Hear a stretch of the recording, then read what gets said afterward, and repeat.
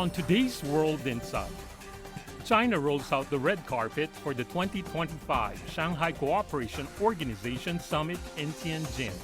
What's likely on the agenda? Answers from a panel of insider analysts. In the panel, in Beijing, Rong Ying, a senior research fellow of the China Institute of International Studies. In Astana, Azamat Baigaliyev, an expert in international communications, political scientist, and media manager. In Cairo, Hamad Botros, a political science professor at Helwan University. In Doha, Sultan Barakat, a public policy professor at the Hamad Bin Khalifa University. In Phnom Penh, Seun, a policy analyst at the Royal Academy of Cambodia. And in New Delhi, Swaran Singh, an international relations professor at Jawaharlal Nehru University.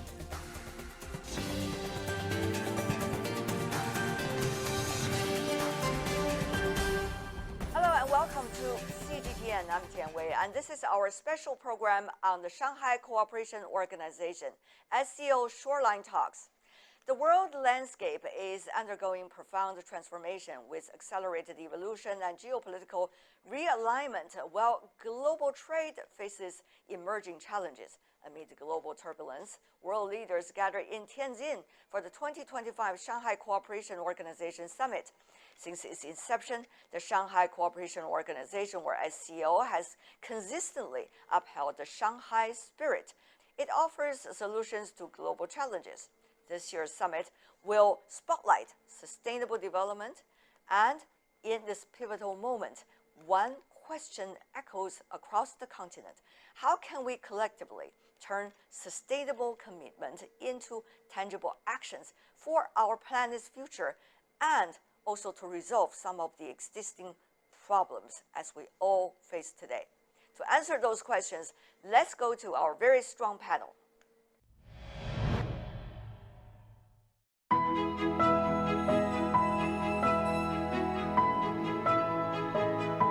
More investment and stronger regional security. Consultations and mutual respect and so on. We cannot avoid any voice.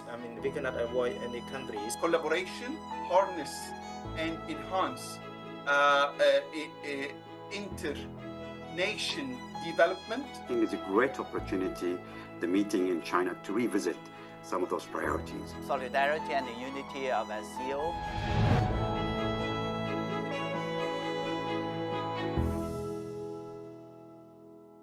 The Shanghai Cooperation Organization taking place at a critical time. The world is changing so much. What do you think this year's SCO Summit might be the key to provide solutions and insights on some of the biggest issues? Let me go to Professor Rong here in Beijing first. Very briefly, sir.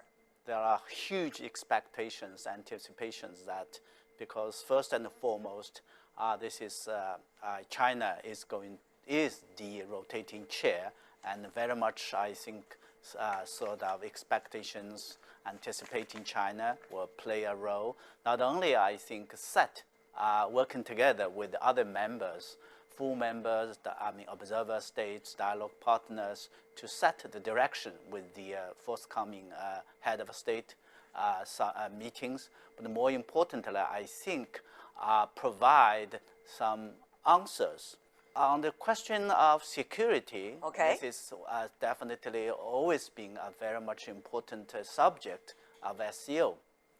And also on the question of development, practical cooperation, and last but not least on the people-to-people and the cultural cooperation.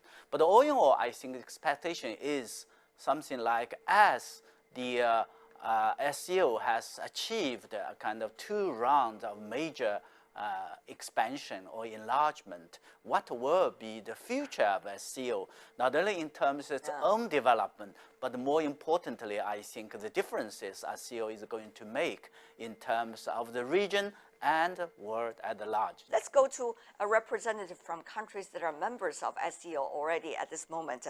Mr. Baigaliyev, coming from Kazakhstan. Tell me more about your thoughts. What should be the issues that SCO Summit this year need to handle so that to make itself relevant and also to bring hope and possibility for people who pay much attention to SCO? After the last summit in Astana, our expectations are clear, like more investment and stronger regional security. We want to see concrete projects in transport, in energy, and in digital infrastructure, especially in AI. Right now, it's like the main thing which we are worried about, the development of artificial intelligence in our country and in our Central Asia. So at the same time, it's vital to strengthen the joint work against terrorism and other threats in our region. So we need three main things: investments, digital infrastructure, and security. What about for you, Professor Singh? Shanghai Cooperation Organization in 2001 was set up to deal primarily with issues of energy security and terrorism. And both of these issues remain clearly very, very significant even today. But I assume the whole world today is concerned with the Trump tariffs. And some of that thought will also be, sort of issue that would kind of inspire certain amount of discussion. So there is going to be certain amount of challenge as to how cohesion is built within Shanghai Cooperation Organization, which thrives actually on consultations and mutual respect and so on. But given the difficult times that world is living today, I think Indian Prime Minister is likely to also be in Shanghai Cooperation Organization, and there is a possibility of a bilateral between Prime Minister Modi and President Xi Jinping. Also, there could be a trilateral of President Putin, President Xi Jinping, and Prime Minister Modi. So there are multiple alignments and realignments that are taking place in a very difficult scenario at international level now. And in that, I think this Shanghai Cooperation Organization, which is world's largest regional organization, accounting for about 42% of population, 24% of area, 23% of GDP, and so on.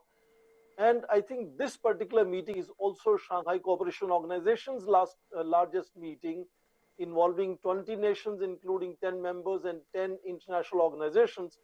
So I think it's going to be interesting to watch how the deliberations of the summit take place and what are the likely outcomes. Each nation goes there with certain anticipation. I'm sure they'll be able to really find out some consensus with the number one problem today of Trump's tariffs.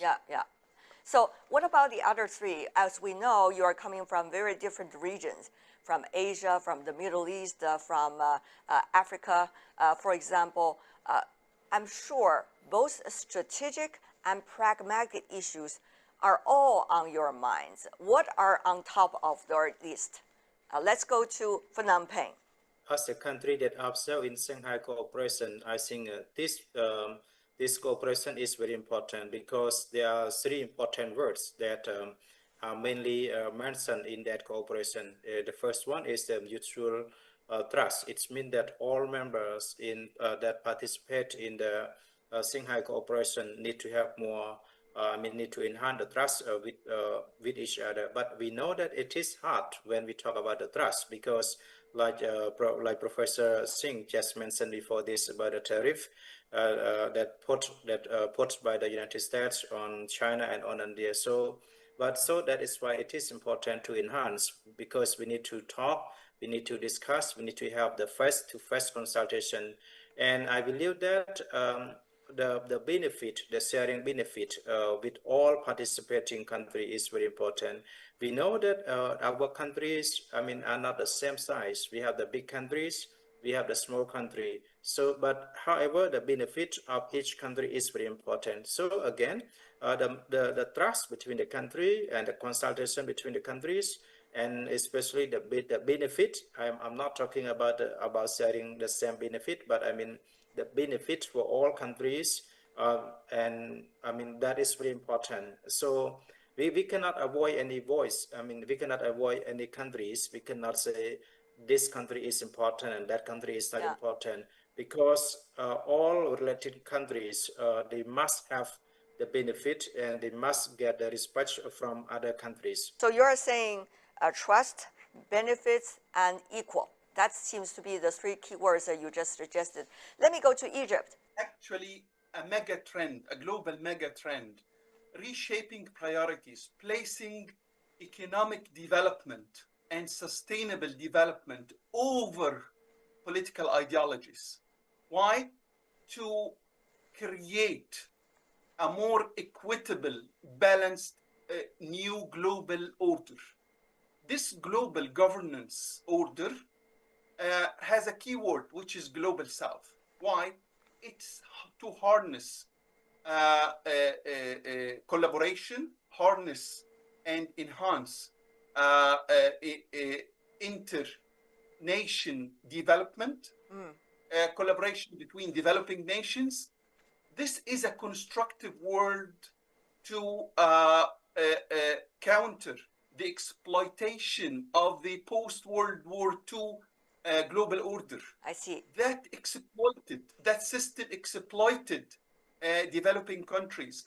The only way out is to unite and collaborate to create a new entity called Global South. This Global South is the way out of the vicious circle that the developing countries are muddled in. Yeah, it seems that you want to emphasize the role of the Global South at the upcoming SCO Summit. Let's go to Professor Barakat. Middle East, of course, I'm sure has their own list of priorities. What's expected? Well, I think this is a defining moment for the SCO, and it should be treated as such.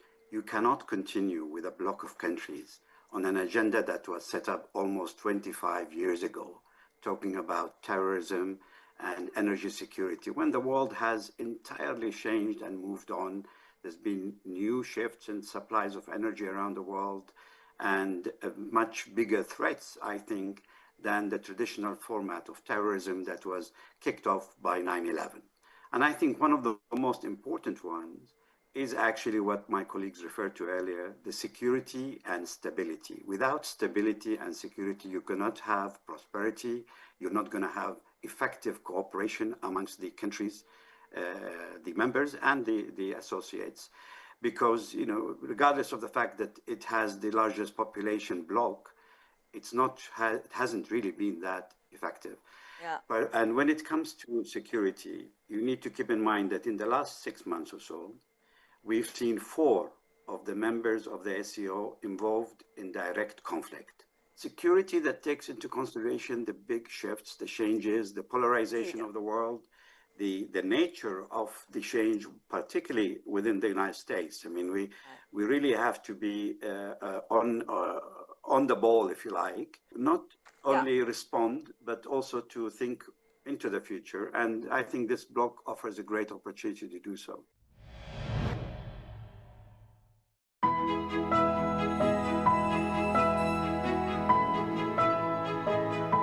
More investment and stronger regional security. Consultations and mutual respect and so on. We cannot avoid any voice. I mean, we cannot avoid any countries. Collaboration, harness and enhance inter-nation development. I think it's a great opportunity, the meeting in China, to revisit some of those priorities. Solidarity and the unity of SCO.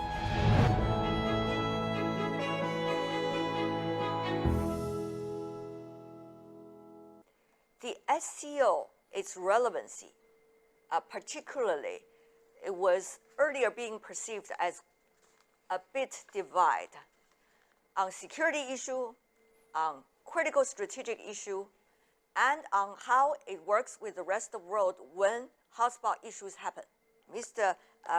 Baigaliyev, your thoughts on this? Yeah, I think that in the very foundation of our cooperation is a trust between very different member of countries. So I agree with this opinion. Trust we need it because right now we have a new format of our organization. It's a SCO Plus with a lot of really strong and ambitious countries from all of the world.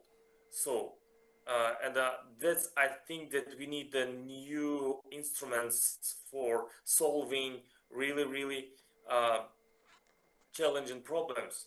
And we shouldn't, I absolutely agree with all speakers that we shouldn't just avoid problems of war. Right now, it's a main thing and main problem in the world. And I think that the very issue right now that all countries, are very easy starting wars, and we need a new mechanism how to prevent it. And I guess that right now, like in the very close future, we will discuss this problem between our countries. Professor Barakat. Well, I think the most important is to uphold international law. This is really the most important threat that is facing the world today as a result of the actions of the United States and its allies around the world.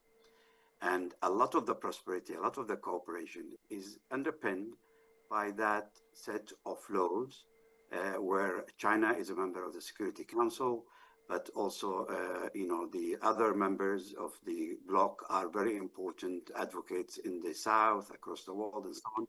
And all of them are countries that believe in multilateralism and in the importance of a lot of international organizations that have now been actively undermined by the actions of the United States.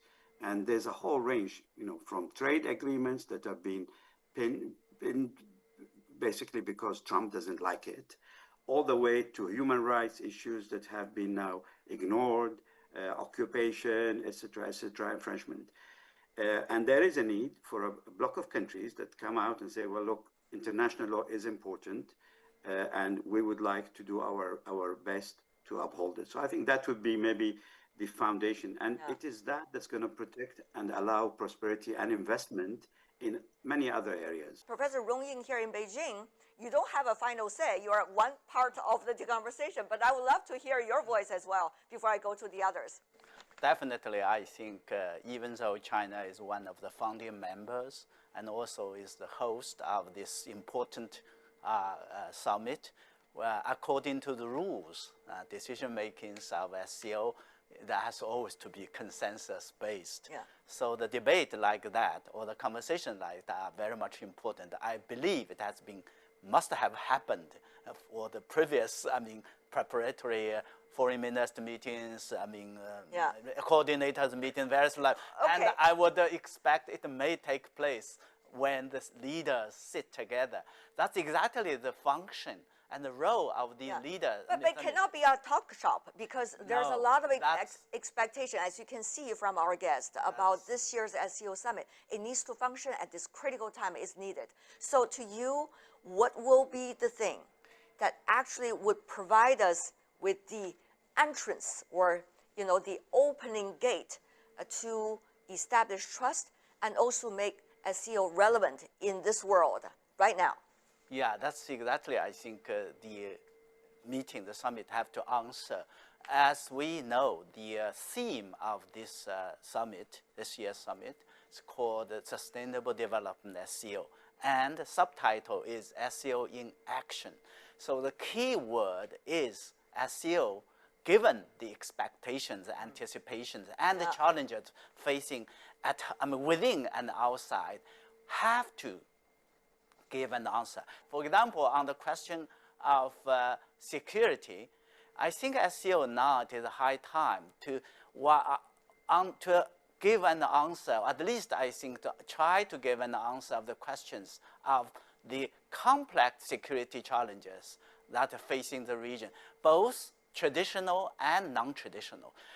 In non-traditional areas, I think SCO has always been very much effective, as I can say. The three evils, the statement, whatever things, and even the cooperation, practical cooperations, despite some differences within some members. Non-traditional? For example, the bilateral disputes within the members and the member state, one particular member state disputes or differences with the other outside member, or in all things. And more importantly, the geopolitical rivalries, between major countries, which I think now plays I a see. kind of a context or a backdrop of that. And SCO would have to provide the answer, to a question like that, even though it's not going to solve all the problems.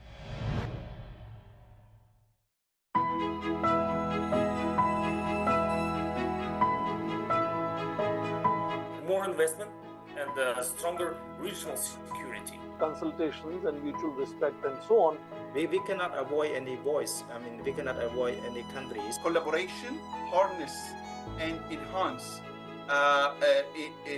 inter-nation development. I think it's a great opportunity, the meeting in China, to revisit some of those priorities. Solidarity and the unity of SCO.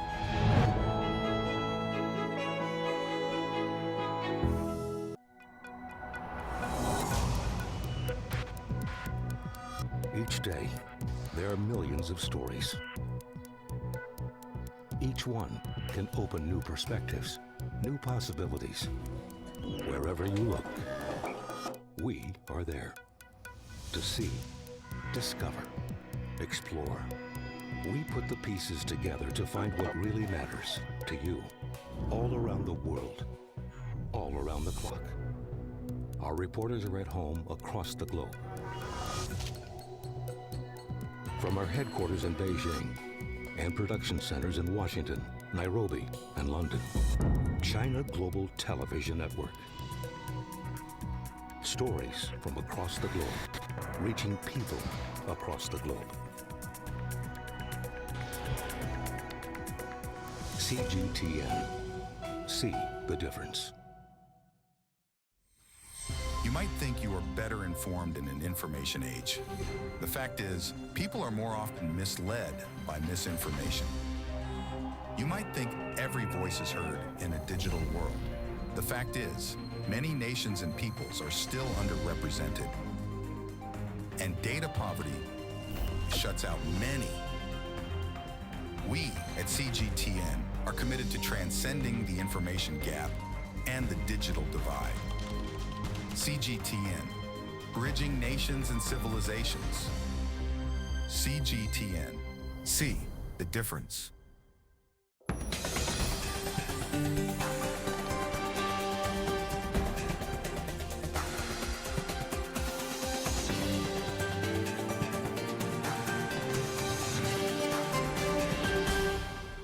Welcome back. This is our special program focusing on the upcoming Shanghai Cooperation Organization on CGTN. It's called Shoreline Talks. I'm Tian Wei. Let's continue our discussion. Let's go to the trade issue. Just as an example, as everybody has to do trade, and the tariff war is the biggest news in the headline, all countries are trying to work out a plan with the United States, either through groups or through individually or bilaterally. Meanwhile, international law, international norms are being violated as we speak, even though WTO still exists, but we have seen that it has been running into difficulties. So all of this make us think, what can SCO do? Well, I think the whole system needs to be upgraded so that there is an alternative microclimate, if you like, for trade that is taking place that allows countries to stand up for the principle of international law, principle of sovereignty, and so on. When there is the opportunity for them to come together, upgrade their mechanisms, I think address some of the internal issues, maybe create a unit for mediation between them so that trade and security are really, really tied together. They are not going to happen. Internal trade within the bloc will not happen if there is still instability and border tension between the bloc members. And that's why the West exploits that. Everybody is trading with the West, bypassing their neighbors, rather than doing more across the borders within the bloc and spread prosperity and ownership of technology and so on amongst the 42% of the world's population. Yeah, I just want to add that I absolutely agree with Professor Barakat. And facing tariff-related wars, the SCO can play a key role in creating faster, safer, and more cost-efficient trade routes between our countries, not just with the US. It's not the only country in the world right now. So, and for example, for Kazakhstan, the priority is developing and modernizing transit corridors that connect China and Europe, that connect China and other countries. Also, we need a new roads through Afghanistan. We need the roads between all our countries in our like Eurasia region. And I think that such as like Trans-Caspian International Transport Road right now is developing much faster than before. So, and this it will be the answer on this tariff wars and this, like, you know, the problem is that the tariff like might be the, you know, very long problem for all our countries, not only for it can use not only Trump administration, it can use in the future, and we need the answer not just for now, we need the answer on this tariff wars for the future from our countries.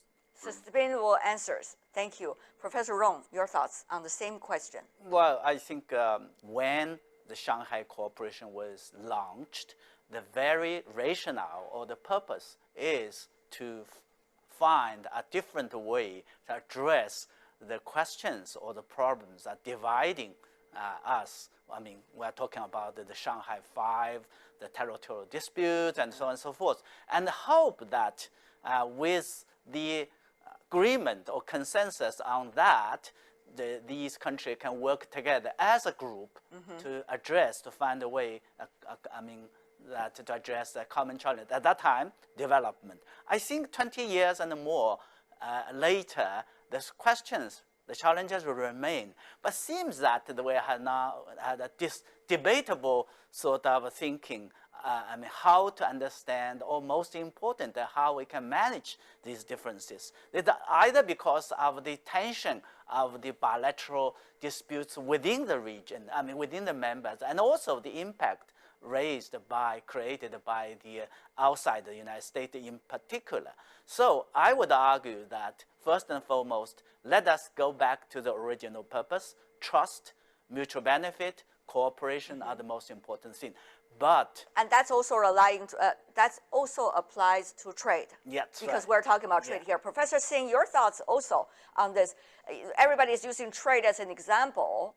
Will this example work in a way to show that SCO now come to consensus, whether it is about the United States, the tariff war, or whether it is about within themselves and the future solutions? It's a shared problem of all 20 countries that are going to be sitting in Shanghai Cooperation Organization Summit. And since the whole world is exploring and searching for alternatives, intra-SCO trade must go up. They must create facilitation of funds or whatever to increase mutual investments as well. And this can happen irrespective of some of the members maybe having tensions between themselves. I see. Great point. Go to you, Mr. Sun. Like the professor in Beijing mentioned that we need to go back to when we start the cooperation. What is the purpose? Because that is just a mechanism that we need to use to promote more like sustainable development and more solidarity in the world. I see. And what we have right now is the United Nations and is the WTO. So that should be the main mechanism to support WTO and the main mechanism to support more United Nations. I believe United Nations is still one of the best mechanisms, but we can use more support from the Shanghai Cooperation to support the existing mechanism. I see. Yeah. Thank you. Thank you. Professor Botros. Yes, if I refer back to my first statement, stating that economic interests supersede political ideologies. So how to make this viable? The collaboration needs a platform. So the BRICS Plus and the Belt and Road initiatives and summits are platforms for economic interests, exchange economic interests for the member countries and even the observers. So how can I do this in dynamics, in actual actionable steps. The actionable steps is the de-dollarization of the international trade, the non-dollar bilateral trade, even sometimes barter trade. All those actions, all those measures led to a decline, a drastic decline of the percentage of the dollar in the foreign exchange currencies, global foreign exchange currencies, from 90% to 58% in 2024.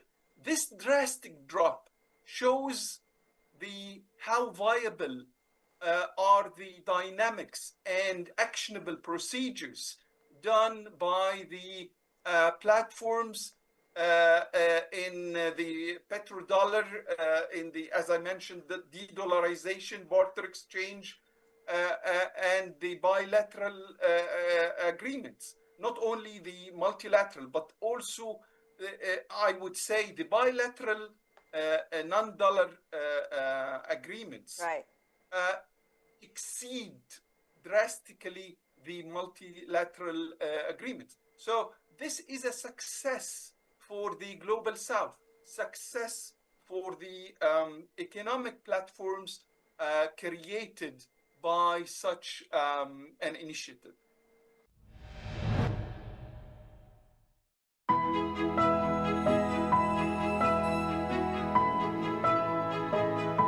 More investment and stronger regional security. Consultations and mutual respect and so on.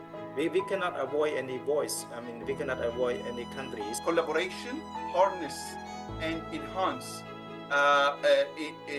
inter-nation development. I think it's a great opportunity, the meeting in China, to revisit some of those priorities. Solidarity and the unity of SCO.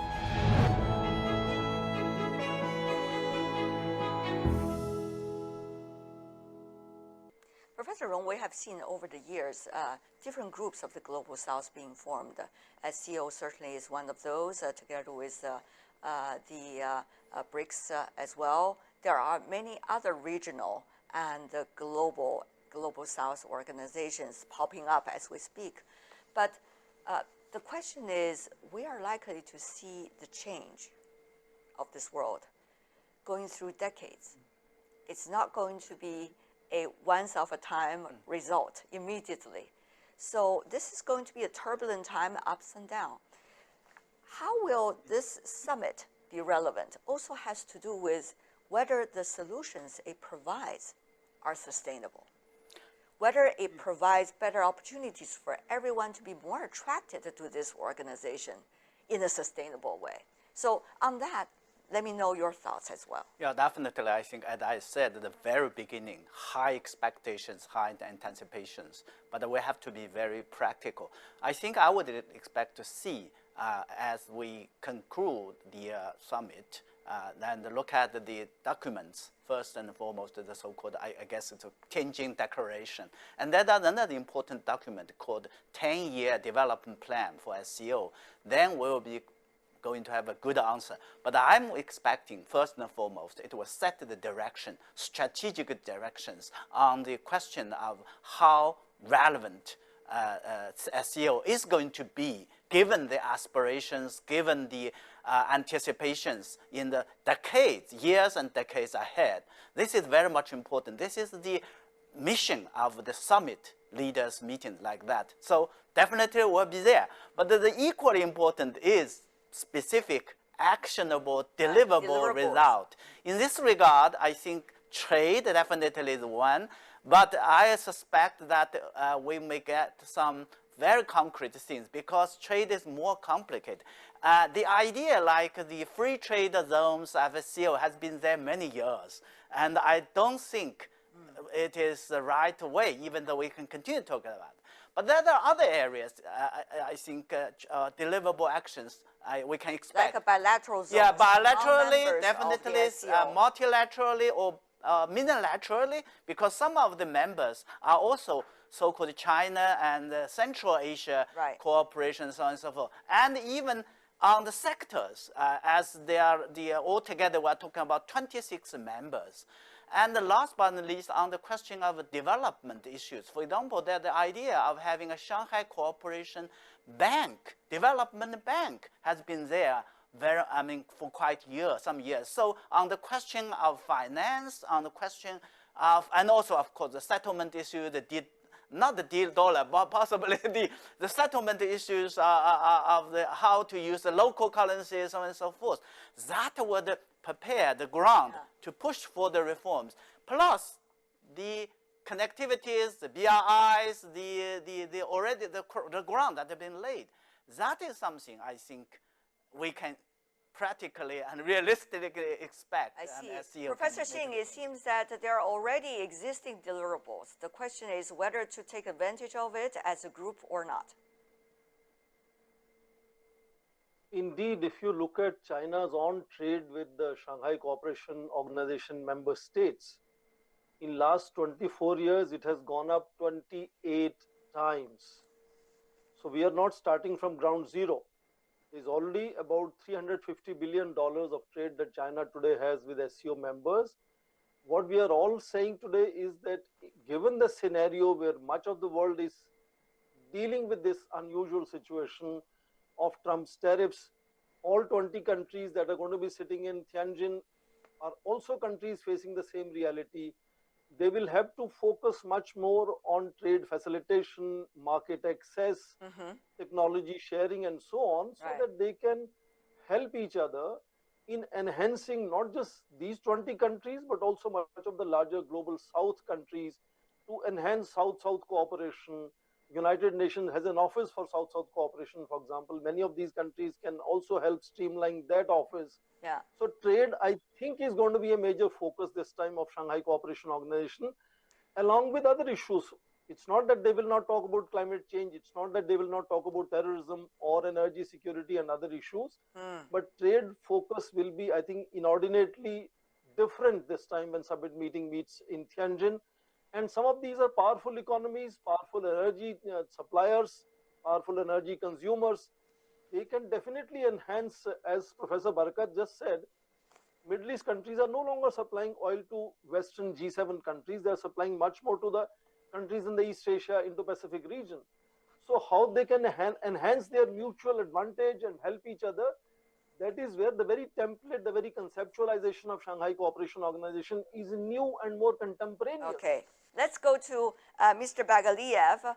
The reason I ask you is very on purpose, because if I remember right, the trade between Central Asia and China, just as an example, two neighbors, were not certainly as high as it is today.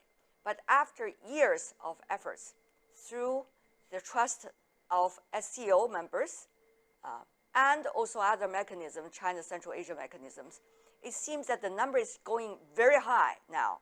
And it's not just about trade numbers, but also technology, infrastructure. The list goes on.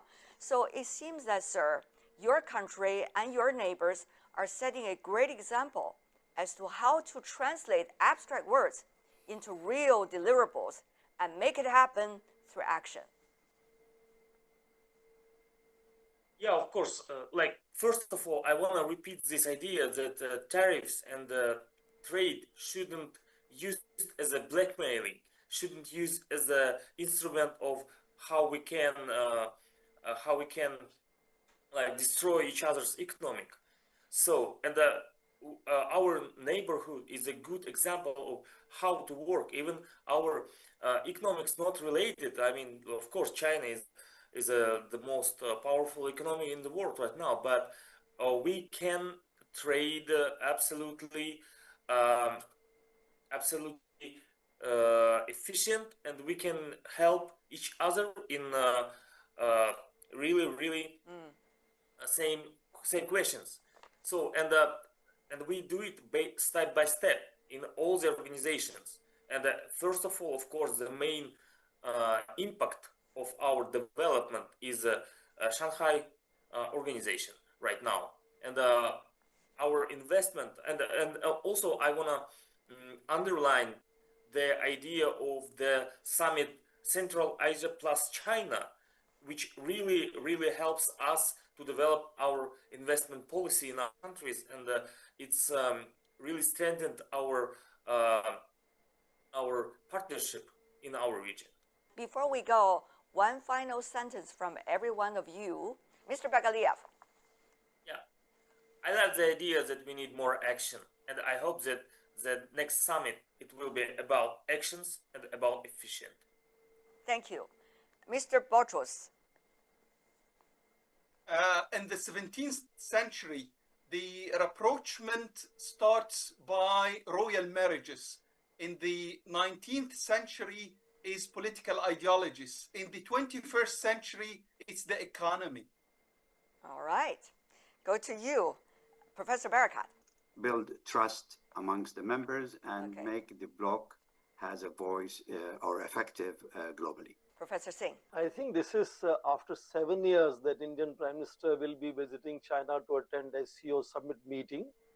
And as world's largest population country and fourth largest economy, I'm sure he's looking forward to making his contribution to make SCO really potent and useful today, and also see that if bilateral relations can improve much faster than they have been in recent times. We hope bilateral relationship all work within SCO among its members in this multilateral regional group. Now, also go to you, Mr. Sun. This year's topic is very important already. I mean, the Sustainable Development Goal is very important already because our world is, we are facing many problems, we are facing many wars, and we are facing many crises in the world. So to ensure that all countries are living in sustainable and peace and stability in the world is very important for our people and for our human being. The final word, my final word would be solidarity and the unity of SCO as being consolidated and being translated into concrete, actionable results that would highlight the not only the commitment of SCO, but more important, the Global South as a whole, that is going to make a huge difference for this fast-changing and uncertain world. Thank you so much for all your contribution. And that's all the time we have for today. For our special program on CGTN focusing on the upcoming Shanghai Cooperation Organization SCO Shoreline Talks. I'm Tian Wei. On behalf of my team, thanks for being with us. If you'd like to find out more about the program, search for World Insight and also find us on X and Facebook. Thanks for being with us.